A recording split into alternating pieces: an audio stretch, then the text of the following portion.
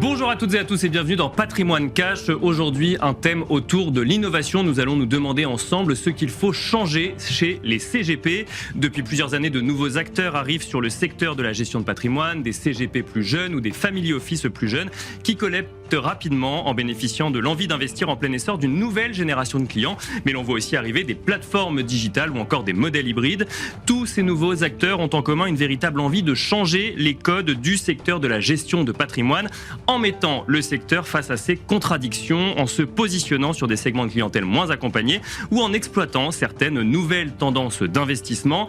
Parmi eux reviennent souvent le sujet de la transparence en matière de frais, d'indépendance du conseil, d'efficacité grâce aux parcours digitaux, de l'impact de l'intelligence artificielle ou encore de la volonté de réaliser des investissements en lien avec ses convictions. Comment les nouveaux entrants voient-ils le secteur de la gestion de patrimoine? Que veulent-ils proposer de différent et que faudrait-il changer selon eux dans les pratiques du secteur? On en parle tout de suite dans Patrimoine Cash. Que faut-il changer dans le secteur de la gestion de patrimoine ou que faut-il changer chez les CGP? Voilà le sujet qui va nous animer à présent dans Patrimoine Cash. Et pour en parler, nous avons le plaisir d'accueillir Maëlle Caravaca. Bonjour Maëlle Caravaca. Bonjour Nicolas. Cofondatrice de la Crèmerie. À vos côtés, nous avons le plaisir d'accueillir également Germain Michoutoning. Bonjour Germain. Bonjour. Vous êtes directeur général France de Roquefy. On a le plaisir d'accueillir également Laurine Guisset. Bonjour Laurine. Bonjour. Merci d'être avec nous. Vous êtes cofondatrice de Calivia et on a le plaisir enfin d'accueillir Samy Wardini, cofondateur de Ramify. Bonjour Samy. Bonjour. Merci d'être avec nous également. Alors vous proposez tous les quatre des solutions un petit peu innovantes, un petit peu différentes sur le secteur de la gestion de patrimoine. Je vais vous laisser nous expliquer rapidement alors ce que vous faites, mais surtout pourquoi vous le faites de cette manière aujourd'hui et quel constat vous avez fait sur le secteur avant de parler des sujets qui fâchent sur le secteur de la gestion de patrimoine, les frais, la transparence, le digital ou encore l'ISR. On va commencer peut-être avec vous, Germain, si ça vous va. On parle un peu de modèle hybride chez Roquefy puisqu'on amène des solutions digitales, mais on garde quand même une partie conseil traditionnel. Est-ce que vous pouvez nous expliquer ce que fait Roquefy et ce qui change par rapport au modèle des CGP actuels? Tout à fait. Donc Roquefy, on est un nouvel acteur de la gestion privée créé en 2024 et on réinvente la gestion patrimoniale avec l'humain et la tech. D'accord. Notre constat, c'est que on a rencontré beaucoup de clients et beaucoup de banquiers pour créer Roquefy. Et quand on dit banquier, c'est banquier privé. Banquier privé, oui. Salarié dans des très grandes banques, belles maisons. Sauf qu'on se rend compte que le problème, ce ne sont pas les personnes, mais ce sont les organisations. Et notre modèle, c'est de faire venir ces banquiers et de libérer leur potentiel avec de la tech, des assistants patrimoniaux et une offre, une architecture ouverte de produits. D'accord, donc en fait on utilise le digital pour faciliter quelque part le métier d'accompagnement. D'accord. Et également toute la partie reporting, suivi que les clients ont besoin au regard des nouvelles attentes qu'on a maintenant en 2026. Ok, pourquoi Roquefy? Qu'est-ce qui n'allait pas dans le marché pour avoir besoin de créer une solution comme celle-là? Le constat, c'est qu'il est compliqué d'avoir un reporting exhaustif, en temps réel, fiable sur toutes les classes d'actifs, que ce soit une assurance vie, mais du private equity, des produits structurés. Donc on a cette source de données et ce reporting complet qui va à la fois servir aux clients, mais aussi aux banquiers. Là, on va pouvoir accélérer, on va pouvoir parler aussi peut-être de l'IA, mais on peut proposer plus rapidement des éléments de contexte, notamment aujourd'hui la géopolitique est un sujet clé. On va très rapidement contextualiser par rapport à son portefeuille des éléments d'arbitrage, et ça, on va faciliter le travail du banquier pour pouvoir gérer et passer du temps de qualité avec tous ses clients. D'accord. Aujourd'hui, on a à peu près on est 100 personnes chez Roquefy, on couvre 18 villes, on accompagne 1000 clients, plus de 1000 familles.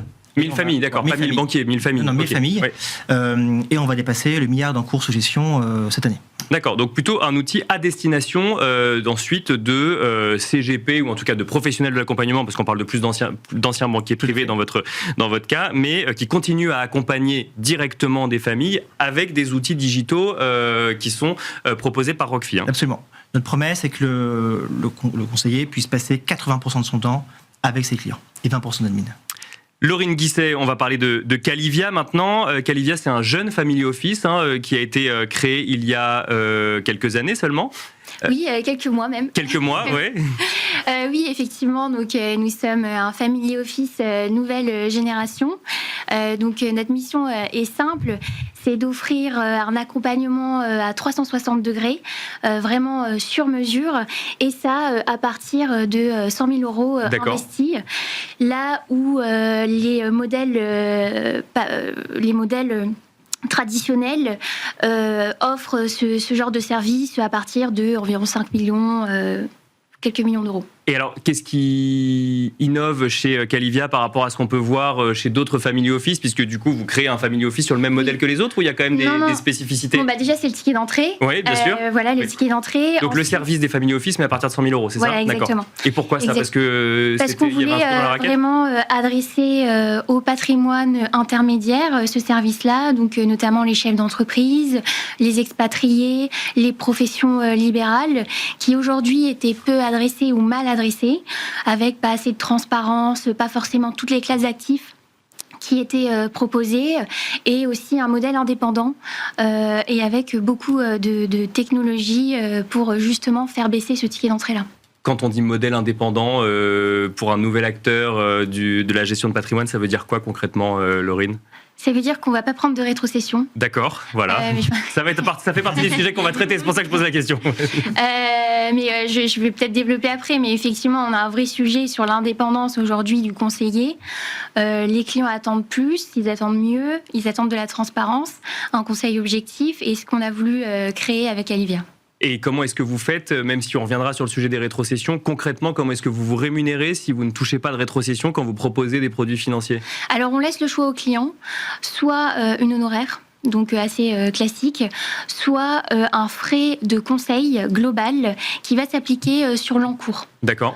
Et donc, quel que soit le produit qu'on va mettre à l'intérieur du portefeuille, finalement, le frais sera le même. D'accord. Ça nécessite quand même des négociations, j'imagine, avec les acteurs avec lesquels on travaille. Exactement. C'était des longues négociations qui en duraient quelques mois, mais voilà, on y est arrivé. Et ça fonctionne? Ça fonctionne. Samy Wardini, Ramify, donc plateforme digitale pour le coup, là l'idée c'est d'accompagner avec les outils digitaux directement les clients finaux. Alors c'est aussi un modèle hybride, donc Ramify on a cofondé ça en 2021, on a commencé à commercialiser en 2022 en partant d'un constat assez simple. Alors moi aussi j'ai travaillé dans le domaine du conseil. Bien sûr, j'ai accompagné plusieurs banques privées et des groupes de CGP. Donc c'est parti d'un constat de ce qui ne marchait pas, c'est ça? Oui, depuis plusieurs années je voyais... C'était vraiment la même chose qui revenait, c'est on peut segmenter le marché en 3 grosses parties. Donc on a, c'est un petit peu ce que tu disais, les plus de 2 millions, donc gestion de fortune, family office, ça porte plusieurs noms en fonction des boutiques. On a le moins de 100 000, qui là pour le coup est très bien couvert, les courtiers en ligne, les robots advisors, les plateformes type Trade Republic. Et ensuite on a le 100 000, 2 millions, où là c'est très compliqué pour tout le monde. Okay. C'est très compliqué pour les banques privées, parce que c'est des clients qui, au vu de la banque privée, sont petits, donc difficiles à rentabiliser, mais la clientèle est très sophistiquée. Donc quand on a 400 000 euros à investir, c'est le travail d'une vie, on est ingénieur, on est médecin, et donc on s'attend à un service de très bonne qualité, des fois même encore plus sophistiqué que les personnes qui ont 2 à 3 millions. C'est ça un peu le paradoxe de ce marché-là. Donc on challenge beaucoup plus le conseil, et en même temps on est moins rentable. Bien sûr, les 400 000 euros représentent beaucoup plus, paradoxalement, que quelqu'un qui a 3, 4, 5 millions, qui va être regardant aussi, mais pas de la même manière. Et donc vous vous êtes dit, on va aller sur ce segment qui va me faire bosser beaucoup plus et qui est moins rentable à la fin, c'est ça? Alors, oui, mais la chance qu'on a par rapport aux banques, c'est que nous, on est parti d'une feuille blanche. Bien sûr. Et donc, un petit peu comme ce que disait Rockfi, on a créé un modèle sur mesure pour cette clientèle-là. D'accord. En fait, notre modèle, il s'articule autour de 3 axes très clairs. Le premier, c'est la diversité de l'offre. On a l'offre la plus diversifiée du marché. C'est marrant parce que ça revient quand même dans ce que vous disiez aussi, quand même, d'élargir l'offre un petit peu aussi. Bien sûr. Nous, on propose, alors je peux être challengé, je veux bien être challengé, mais je pense qu'on a l'offre la plus diversifiée. On passe de l'art au crypto, aux produits structurés, à l'assurance vie luxembourgeoise, au PEA. On a vraiment tout. Parce que c'est la demande numéro 1 des clients. D'accord. Et moi, je ne comprends pas pourquoi est-ce qu'on me propose 3 fonds alors que je suis à la BNP qui est censée avoir accès à tout. C'est vraiment ça le constat. Je pense qu'on reviendra sur les rétrocessions. Oui. Si la BNP propose ses fonds, c'est qu'il gagne plus. Exactement. Raison, oui. Alors, Ramify, rapidement, on présente également la crèmerie et ensuite, après, on va sur les sujets. Rapidement, 20 secondes, promis. Donc, premier axe, c'est vraiment l'offre la plus diversifiée du marché. Deuxième axe, c'est une approche quantitative de l'investissement. On pourra y revenir pour expliquer ce que ça veut dire. Non, je veux bien quand même en quelques mots, qu'est-ce que ça veut dire l'approche quantitative? Approche quantitative, ça vient aussi beaucoup du background de mon associé. C'est-à-dire que mon associé, il a travaillé en asset management en fonds quantitatifs. C'est-à-dire que nous, on est des ingénieurs de métier. Plus de la moitié d'entreprises sont des ingénieurs. Donc, notre équipe d'ingénierie patrimoniale et notre équipe de gestion, c'est des ingénieurs en finance quantitative. On va analyser les datas, on va prendre les historiques de toutes les classes d'actifs que l'on propose et proposer des portefeuilles sur mesure qu'on va rebalancer grâce à ça. Donc, c'est pas une approche comité d'investissement, on choisit nos fonds. On a vraiment une approche qu'on aime pouvoir expliquer via l'analyse de données. Et le troisième pilier? c'est l'approche hybride. Donc, proposer le meilleur du digital sans sacrifier l'apport du conseiller. On a 5 banquiers privés qui sont disponibles. Chaque client a un conseiller dédié qui est disponible à tout moment. Mais c'est pas comme Rockfeed des partenaires, c'est des conseillers Ramify pour bien comprendre. C'est des employés Ramify qui sont formés à la philosophie d'investissement Ramify. C'est un peu la différence. Maël Caravaca, la crèmerie. Alors le terme la crèmerie reflète pas forcément l'activité de. On vend pas des fromages et c'est du conseil en investissement. Vous, le constat que vous avez fait, c'est le manque d'accompagnement ou le besoin d'accompagnement quand on veut réaliser des investissements en lien avec ses convictions, notamment ISR ou en lien avec la biodiversité. Oui. Exactement, parce que très franchement, on sera tous hyper contents de s'enrichir, mais avec une planète qui brûle et où on ne peut pas vivre, ça vaudra pas le coup d'être le plus riche du cimetière. Hein. Donc, bien sûr. Ouais. Donc en fait, le constat qu'on a fait, la crèmerie, ça existe depuis 2019, et il y a vraiment une conviction qu'on porte et qu'on ne sacrifie pas au nom de la rentabilité en particulier, c'est justement l'investissement responsable. On veut en fait que l'argent soit utile. Et on se rend compte que de toute manière, il y a un public pour ça de plus en plus. Les investisseurs ont besoin de transparence sur les frais, ont besoin de comprendre dans quoi ils investissent et particulièrement ont besoin aussi de faire la connexion entre l'argent et la réalité économique que ça engendre. D'accord. Donc nous, en fait, notre positionnement, il est hyper clair et je pense d'ailleurs aussi, c'est pour ça qu'on a le succès qu'on a, c'est que les gens viennent nous chercher parce qu'on sait parler d'investissement à impact, de finances durables. On essaie de le faire sans greenwashing, avec beaucoup d'authenticité. On passe beaucoup de temps à regarder les solutions, on regarde tous les rapports, toutes les petites lignes, de sorte que... Il y en a donc qui les lisent. Il y en a d'autres qui... nous, en l'occurrence.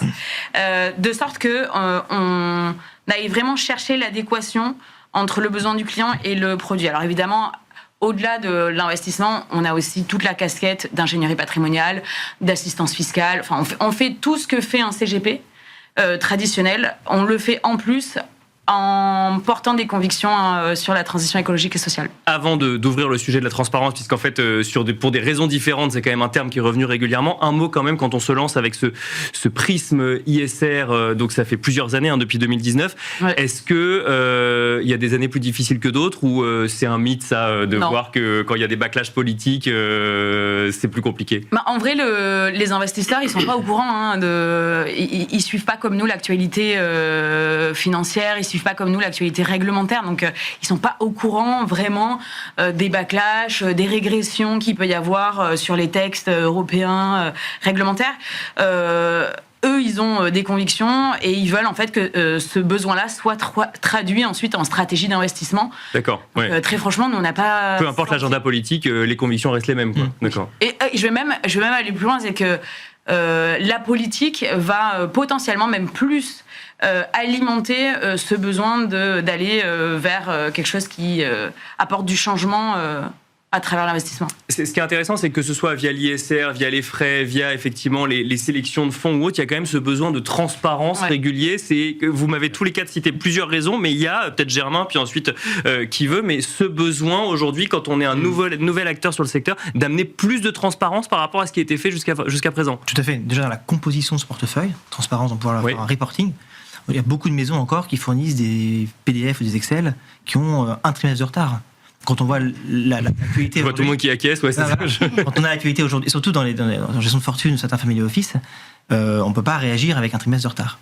Et également, il y a une transparence importante dans les rétros, dans la sélection des produits. Et donc là, on a un point commun assez fort, mais la fin des rétrocessions, c'est quelque chose qui met du temps à arriver dans certains autres pays de l'Europe. Ça a déjà été arrêté au UK. C'est pas du tout un sujet en France aujourd'hui, hein. Non.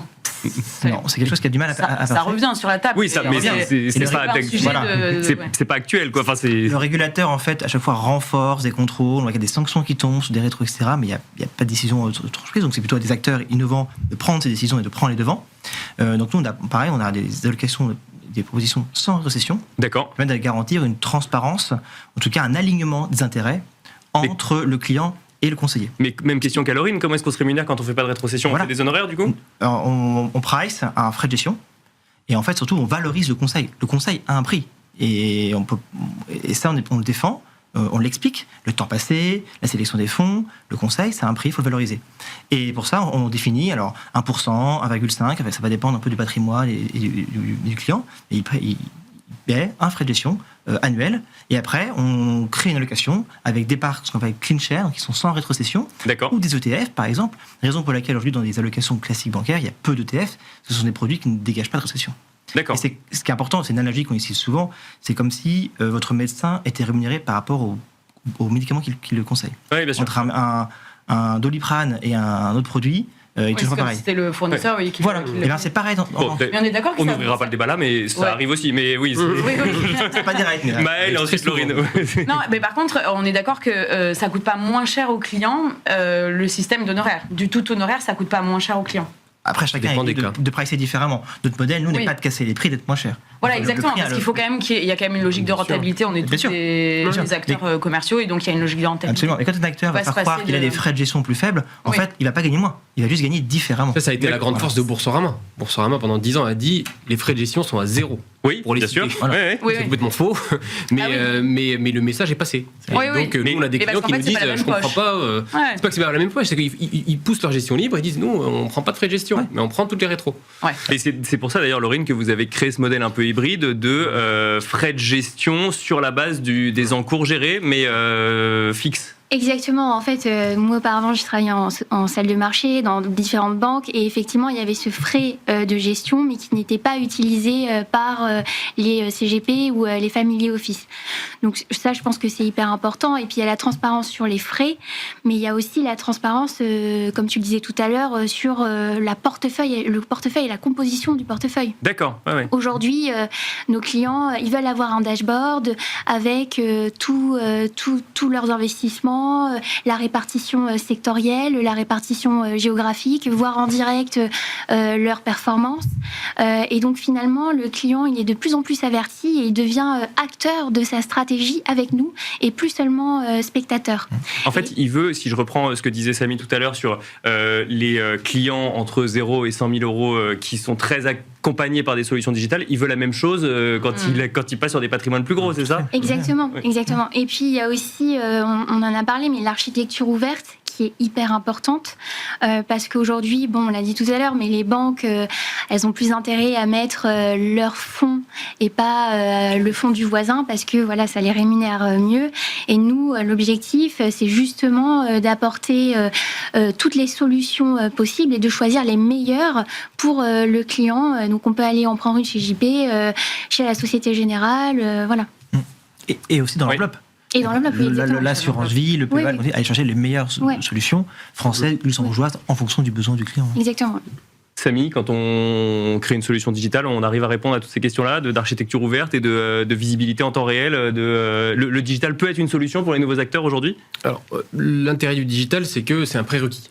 D'accord, avoir accès à son dashboard. C'est ce que je disais quand je disais prendre le meilleur du digital. Nous, la moindre des choses, c'est que le client puisse se connecter et avoir accès en temps réel à ses positions. Je regarde toujours la caisse. Donc c'est c'est pour ça. C'est pas forcément le cas chez les familles office. Ah non, mais c'est clair. Vous avez un reporting papier. C'est clair. Et donc c'est pour ça que nous, on ne considère pas que le digital, c'est un plus, c'est maintenant un prérequis. Et nous, là, on essaye de se démarquer, c'est de dire, en fait, on n'est pas obligé d'opposer le digital et la gestion privée. On peut avoir un juste milieu entre les deux, avoir la qualité de la gestion privée avec tous les atouts du digital. Je suis 100% d'accord sur le sujet honoraire. Nous, on le fait d'une manière un petit peu différente. C'est-à-dire que nous, on fait signer des mandats de gestion à nos clients. Sur l'assurance vie. Donc, c'est nous qui manageons. Et le pacte qu'on signe avec eux, c'est nous, on va faire en sorte de minimiser vos frais. C'est pour ça qu'on est 80% du portefeuille, c'est des ETF, donc pas de rétrocession by design.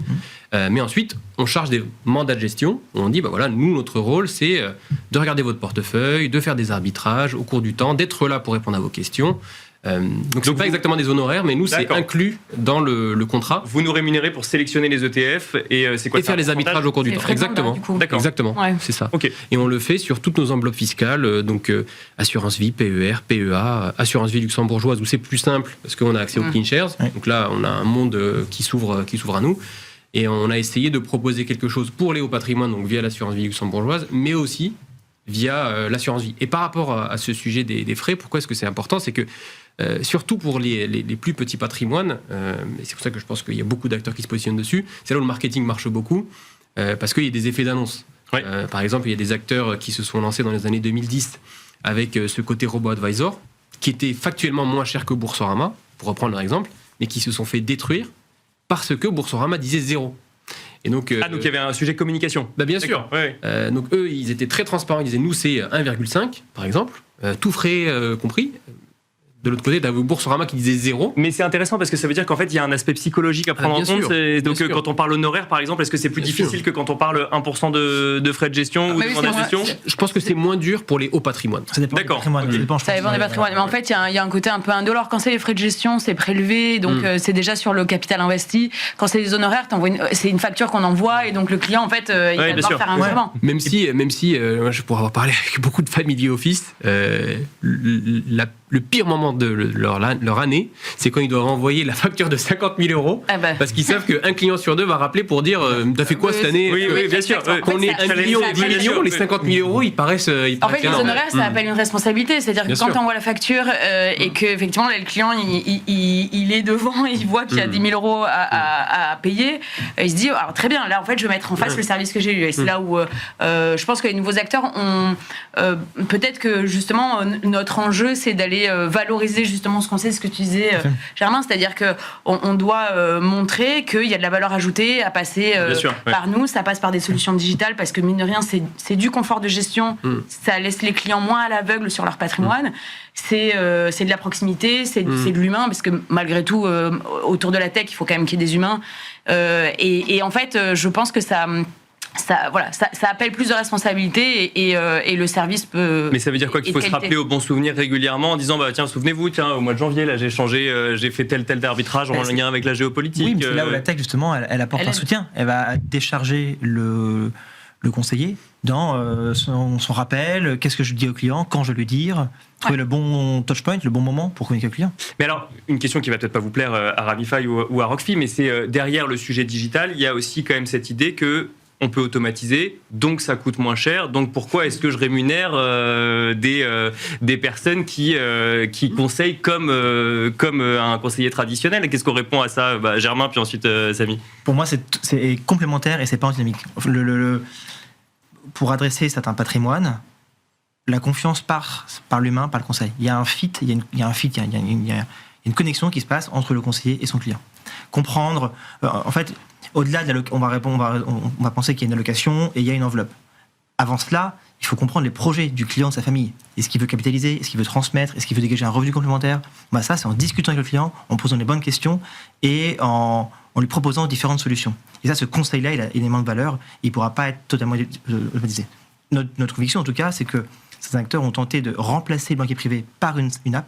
Oui, ça marche pas. En tout cas, ça marche pour certains niveaux de patrimoine. Il ne suffit pas de donner accès à un large univers d'investissement et de faciliter avec des outils digitaux les choix. Non, ça ne suffit pas. Tout dépend du personnel du client. Est-ce qu'il est autonome ? Est-ce qu'il a envie ? Mais à un moment, quand on a plusieurs millions à placer et qu'on a des projets de vie avec des enfants, des petits-enfants, etc., on a quand même besoin de partager et d'échanger sur son projet. Et surtout, c'est aussi le travail du conseiller, avec aussi nos agents patrimoniaux, c'est de le questionner. Il ne sait pas, en fait. Bon, ok, j'ai 2 millions, j'ai fait un cash out, j'ai vendu ma boîte, c'est pas aventure, je suis heureux, je vais en profiter. Ok, mais c'est à quoi en profiter ? Est-ce que je vais dégager un revenu complémentaire pour ma retraite ? Est-ce que je vais le transmettre ? Est-ce que j'achète un bateau ? Voilà, mais quid si j'achète un bateau ? La fiscalité ? Il y a beaucoup de questions à se poser. Et en fait, lorsque ces entrepreneurs ou ces familles ont un peu ces éléments de liquidité, ils sont un peu seuls dans ces décisions. C'est là où ce conseil est important. Et ce conseil, aidé par la tech, aidé par l'IA, etc. Mais nous, c'est intéressant parce qu'on Laurie nous mêle sur ce sujet, même si on ne parle pas de plateforme digitale à proprement parler. Mais... On a un peu du digital quand même. Mais c'est intéressant ce que dit Germain, parce qu'on n'a pas le même persona. Nous, en fait, on va avoir un client moyen qui investit à peu près 400 000 euros sur la plateforme. D'accord. Donc c'est un client en gestion privée, classique, qui est chez un CGP ou une banque privée type Société Générale Banque Privée, grosso modo. Pour bien comprendre, il investit 400 000 euros alors qu'il a en face de lui donc une plateforme et peut-être un conseiller au téléphone, mais pas de rendez-vous physique. En visio également, oui, d'accord. Oui, non, mais c'est un ex-banquier privé. D'accord. Non, mais c'est pour montrer aussi l'évolution peut-être du comportement. Non, nous on considère qu'avoir une présence c'est primordial. C'est-à-dire que le tout tap ça ne marche pas, surtout pour les gros patrimoines, parce que nous, en fait, et c'est vraiment notre grosse conviction, c'est que si on regarde ce qui se passe sur Internet, on écoute une minorité très bruyante qui adore l'investissement, qui en parle tous les jours. On a toujours le cousin, l'oncle, qui a toujours la meilleure Expert opportunité, dans etc., l'ETF. etc. Et ça, en fait, ça crée beaucoup d'anxiété chez ce que j'appelle la majorité silencieuse. Donc les influenceurs financiers, c'est finalement pas une bonne chose pour... Je dis pas que c'est pas une bonne chose. Ça évangélise dans le sujet. Ça évangélise, ouais, Mais- d'accord, mais mais en ça fait- crée de l'angoisse. Mais bien sûr que ça crée de l'angoisse. Parce que moi, je vais vous dire, la plupart de nos clients, en fait, ça les saoule de regarder D'accord. les marchés. Ok. Chacun a le droit de faire ce qu'il... Enfin, Ouais, tout le bien monde sûr. n'est pas obligé d'être passionné comme nous par les marchés. Ça les saoule. Ils ont envie de déléguer, ils ont d'autres choses à faire. Donc, nous, notre service numéro 1, c'est de baisser la charge mentale de nos clients. Comme le ferait, tu vois, moi je prends toujours cet exemple-là. Alors, c'est peut-être moins important qu'un gestionnaire de patrimoine, mais si on a les moyens et qu'on a envie d'avoir un bel appart, on prend un architecte d'intérieur. Ok, Parce qu'on n'a pas d'accord. envie de le faire nous-mêmes. Donc, Si on est prêt à payer. si on est prêt à payer, bien sûr, effectivement, ou alors on prend un dimanche par mois où on scoltine toutes les news, on fait ses arbitrages, et je peux te dire que il n'y a pas grand monde qui est Ouais, qui est ouais, prêt bien à sûr, investir bien sur sûr. ça. le dimanche matin, ça, c'est déjà comprends. Les gens ont des enfants, ils ont des responsabilités, ils ont d'autres choses à faire. Ouais. Ok. Donc c'est un choix, et notre conviction, c'est que pendant trop longtemps, les acteurs digitaux se sont dit, en fait, tout le monde est comme nous, parce que souvent les gens qui créent ces plateformes-là, ils adorent l'investissement, alors que pas du tout. C'est pas pour rien que 95% des actifs sous gestion sont détenus par les CGP et les banques privées.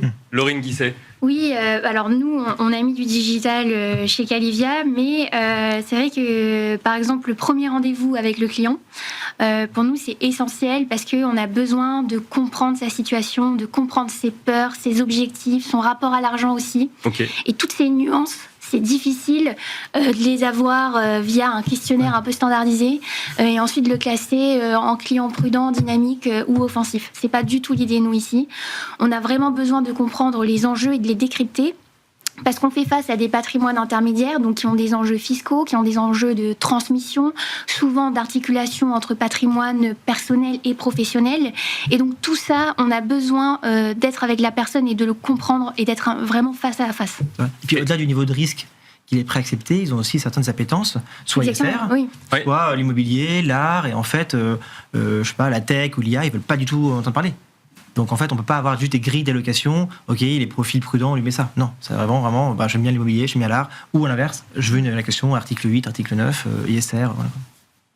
Maël, parce que moi derrière il y a une question quand même que je me pose, c'est effectivement là on utilise le digital, mais est-ce que même vous, nouveaux acteurs, l'IA demain et le fait de demander à Claude ou ChatGPT quels investissements réaliser, ça vous fait peur ou pas forcément ? Alors franchement, nous par exemple, la tech et l'IA en particulier, on l'utilise plus pour l'exécution. Ok. Plus pour gagner en temps, parce que le temps, on veut le passer avec nos clients, on veut le passer à réfléchir avec eux à la stratégie, à l'ingénierie, au montage. Et donc, en fait, nous, la tech, elle est vraiment dans les process. On Ok, va automatiser ouais. C'est pas un mal de outil, choses parce que on veut se décharger aussi, en fait, de toutes ces tâches qui sont chronophages et qui sont pas à grande valeur ajoutée, mais qui nous mettent à risque au vu de la réglementation, etc. Donc, on est quand D'accord, même ouais. obligé de faire tout ça. Mais voilà, nous on met la tech et l'IA plutôt comme un support sur ce sujet-là. En revanche, on n'utilise pas ChatGPT ou Claude à notre place pour réfléchir en fait à la stratégie patrimoniale et la stratégie d'investissement du client. Mais que le client le fasse chez lui et vienne challenger vos... Ah oui, alors mais ça par contre, Ça c'est un ouais, sujet. mais ça, Un par débat contre, après les ouvert clients, avec le conseiller. ça, franchement, les clients, ils sont plus avisés, ils sont mieux éduqués, et tant mieux financièrement. Il y a de l'info gratuite, du contenu sur les réseaux sociaux, sur LinkedIn, sur des blogs, sur des newsletters, etc. Donc, tant mieux. Et effectivement, on peut demander à ChatGPT, j'ai 2 millions d'euros à investir, qu'est-ce que je fais ? ChatGPT, je pense qu'il arriverait à sortir une trame, mais...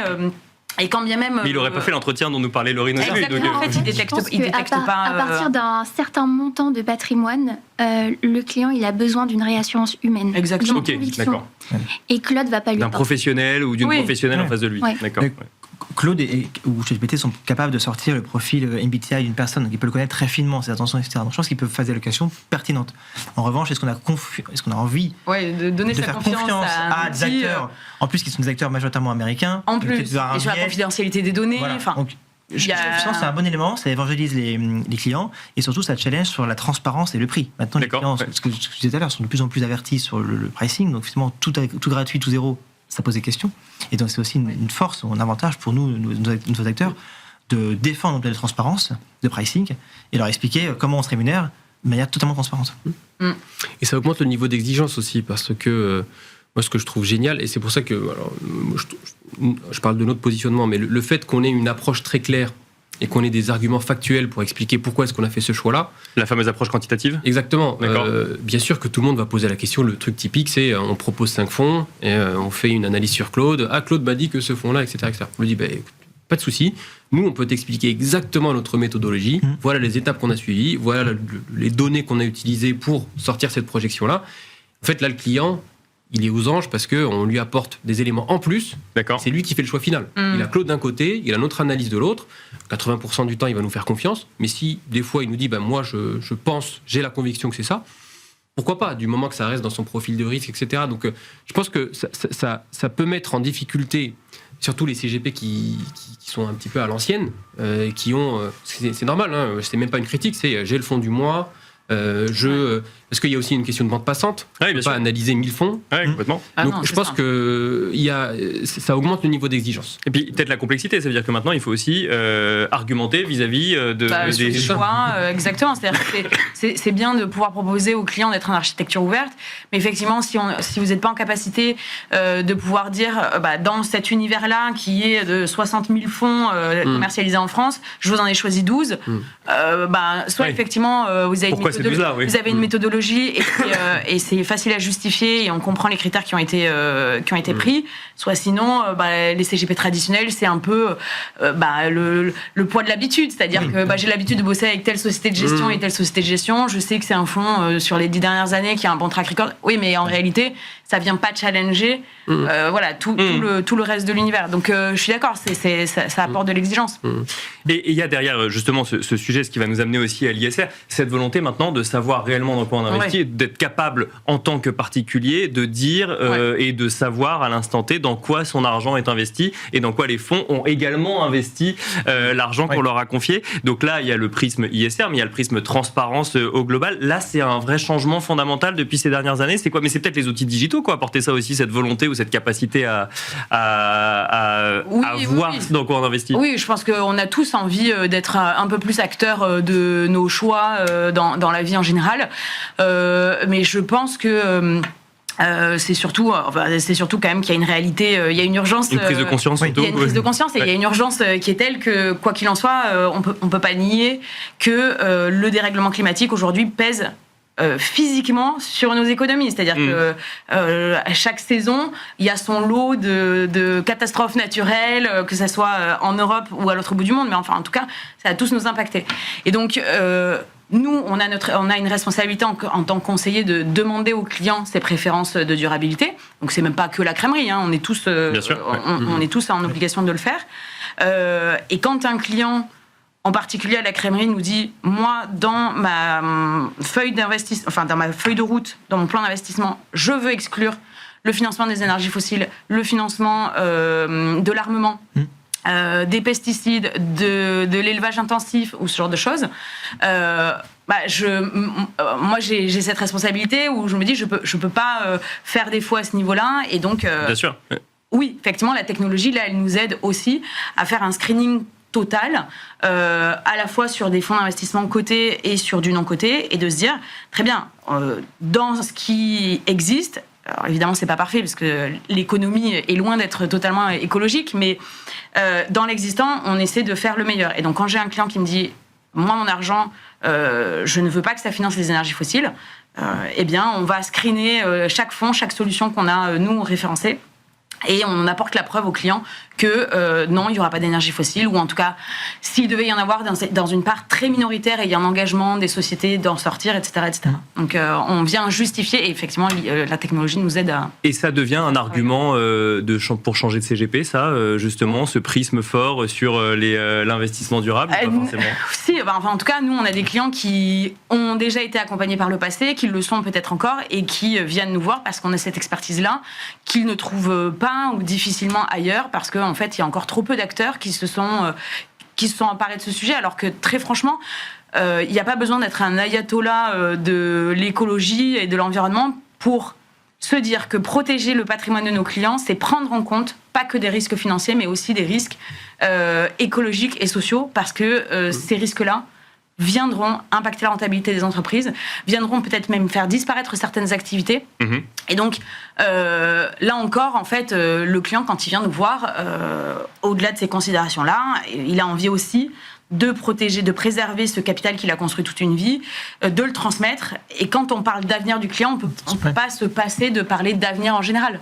Et avant de laisser la parole aux autres, quand on voit que les événements géopolitiques sont de nature à porter des valeurs justement qui portent la défense, l'armement ou les énergies fossiles, comment est-ce qu'on explique qu'on va aller chercher de la performance ailleurs, là où ce serait si facile d'aller en chercher sur ces... On est un peu à contre-courant. Oui, il y a qu'à voir là le prix du pétrole. Bien sûr. Voilà, c'est sûr, ceux qui investissent sur les majors pétrolières font leur beurre en ce moment. Mais alors franchement, il y a aussi une question d'éthique, c'est-à-dire que on a des clients. Exactement, il y a des clients qui ont bâti vraiment une richesse et qui commencent à avoir presque un peu honte de comment ils l'ont bâti et surtout, en tout cas, veulent pouvoir transmettre en étant fiers de ce qu'ils transmettent à leurs enfants. D'accord, donc financer la transition. Ouais, exactement. Voilà. Donc, on ne le sait pas, mais sinon ils ont une responsabilité. Ils disent, je veux rendre en tout cas à la communauté, à la planète. Je veux avoir un impact plus positif. Et en fait, c'est même si aujourd'hui les pollueurs ne sont pas les payeurs. Oui, et très franchement, les pollueurs sont encore les grands gagnants de l'économie. Malgré tout, on est à contre-courant et on pense pas être à ce point à côté de la plaque. D'accord, oui. Puis il y a le court terme, moyen terme, long terme. Exactement. Et on est plutôt, nous, dans une finance, en tout cas dans un capital patient. Voilà, on est dans un investissement lent et patient, avec une vraie projection sur le long terme.